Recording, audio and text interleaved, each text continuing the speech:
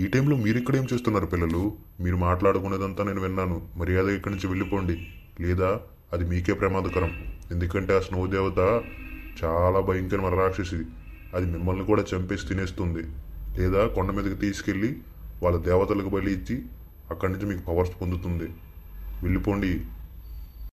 అలాంటిదేం లేదు అంకుల్, ఏదో సరదాగా మేము అటు వెళ్దాం అనుకున్నాం అంతే. అవును అంకుల్, ఏదో మేము ఇన్స్టాగ్రామ్లో వీడియో చేద్దామని అటు వెళ్దాం అనుకున్నాం అంతే. అయినా స్నో దేవత అంటే ఎందుకు అందరికి అంత భయం? అందరూ ఎందుకు అంతలా భయపడుతున్నారు? అసలు ఆ స్నో దేవత స్టోరీ ఏంటి అంకుల్? ఆ స్నో దేవత గురించి మీరు తెలుసుకోవాలనుకుంటే చాలా ఏళ్ళు వెనక్కి వెళ్ళాలి. ఆ స్నో దేవత కొన్ని వందల ఏళ్ళ సంవత్సరాల క్రితం ఇక్కడ శపించబడింది.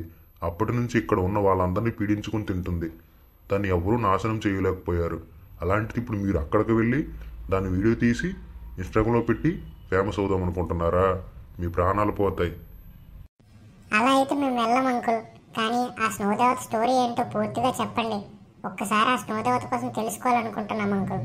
ఎందుకంటే మాకు తెలియాలి కదా ఆ స్నో దేవత ఎంత డేంజరో.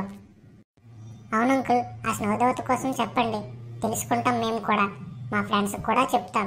అప్పుడు వాళ్ళు కూడా అటుపక్కగా వెళ్ళరు. సరే, ఆ స్నో దేవత స్టోరీ మీ ఇద్దరికి మొత్తం చెప్తాను. కానీ మనం ముందుగా ఇక్కడి నుంచి వెళ్ళిపోవాలి. లేకపోతే స్నో దేవత అనుచరులు మనల్ని వచ్చి తీసుకువెళ్ళిపోయి ఆ కొండ మీద పడేస్తారు. ఆ తర్వాత స్నో దేవత అక్కడ ఉండే దేవతలకు మన బలి ఇచ్చేస్తుంది. సరే అంకుల్, పదండి వెళ్ళిపోదాం ఫాస్ట్గా. సరే పదరా, అంకుల్తో వెళ్ళిపోదాం ఫాస్ట్గా పద.